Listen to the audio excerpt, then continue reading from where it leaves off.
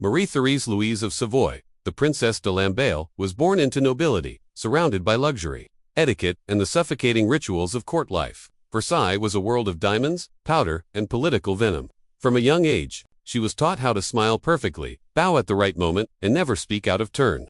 But she was more than a porcelain figure. She was intelligent, kind, and possessed an almost sacred sense of loyalty, a quality that would later cost her everything. In 1767, she married the Prince de Lamballe, son of the Duke of Penthièvre, one of the wealthiest men in France. But happiness eluded her. Her husband died of debauchery only a year later, and the young widow was left with a title, fortune, and a heart still yearning for purpose. That purpose came in the form of a radiant, misunderstood Austrian queen.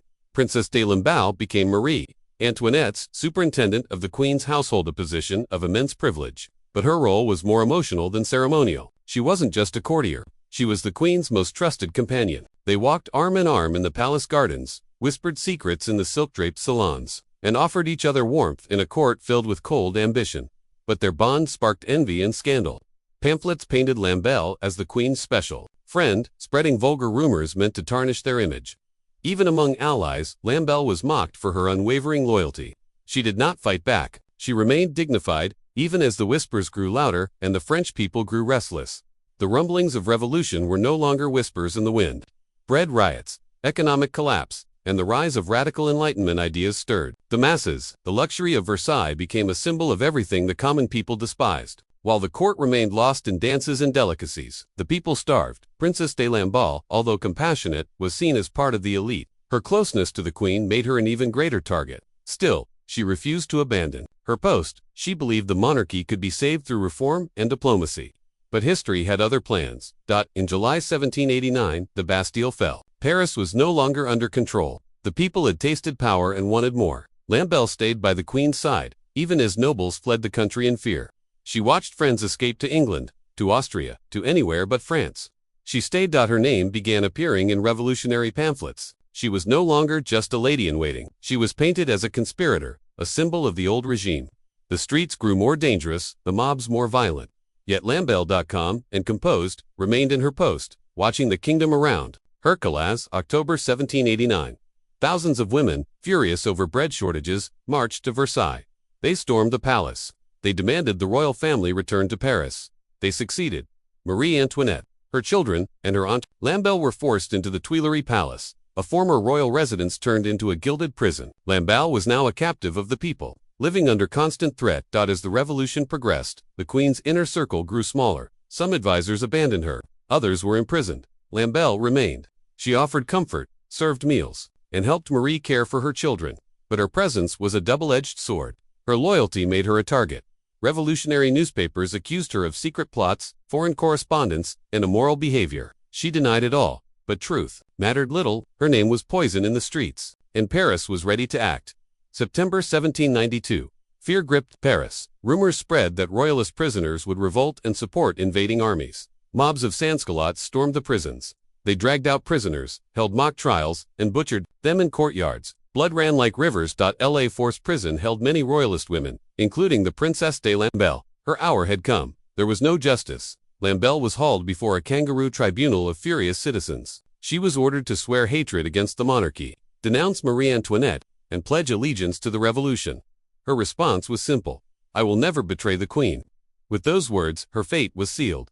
She was thrown to the mob. They did not simply kill her, they destroyed her. Her body was mutilated beyond recognition. Accounts vary. Some say her heart was ripped from her chest. Others claim her organs were displayed like trophies. She was disemboweled, torn limb from limb, and decapitated. The violence was not just execution. It was performance. Her head was impaled on a pike, her hair still styled in courtly fashion, her eyes open in eternal terror. The mob marched through the streets of Paris, singing and jeering. Then, in an act of psychological warfare, they marched to the Temple prison. They stopped at a barber to have her hair combed. Then they paraded her head. Beneath Marie Antoinette's prison window, when the queen saw the face of her closest friend, lifeless, severed, and degraded, she collapsed. Her screams were said to echo through the prison halls. She fainted. She refused to eat, and something inside her died that day. She had seen war, betrayal, and scandal. But this was the cruelty of the mob in its purest, most horrifying form. Revolutionary leaders dismissed the act. They said it was justice, that Lamballe was a traitor. But many Parisians were appalled. Even hardened revolutionaries spoke of the brutality with discomfort. Lamballe's death became symbolic not of justice, but of excess, of bloodlust, of a revolution gone mad. Some historians believe her name was leaked by a rival within the prison. Others suspect high-ranking revolutionaries wanted to break the queen's spirit. Was it personal, political, or both? One thing is certain. She was offered a way out, a chance to renounce the queen and live. She refused. Lamballe's marriage had been tragic. Her title brought her wealth, but not joy. She had no children, no heirs. All she had was her dignity and a friendship that transcended politics. In the end, her silence spoke louder than any public declaration. Royalist sympathizers mourned her as a saint. Pamphlets were printed describing her as a martyr. Paintings immortalized her final moments. But to the revolutionaries, she was erased. Her name was not honored, her story not retold. She was too dangerous to remember, too innocent to fit the narrative. Marie Antoinette never forgave herself. Lamballe had once pleaded to leave for safety. The queen asked her to remain. That request became her death sentence. Until her own execution, the queen carried that guilt in silence. Perhaps it haunted her more than the guillotine ever could. Was not a schemer, she was not political. She was soft-spoken, devout, and unwaveringly loyal. Her crime was friendship. Her punishment was beyond imagination. Her death reminds us, revolutions aren't just about kings and laws. They are about people, flesh, blood, pain. Today, there are no grand statues of Princess de Lamballe in Paris. Her name is not spoken in but history remembers her. She stands as a warning of how easily dignity can be mistaken for treason, how quickly crowds can become monsters, and how loyalty, in the wrong era, can get you killed. Her blood still stains the memory of the revolution, and her silence still speaks.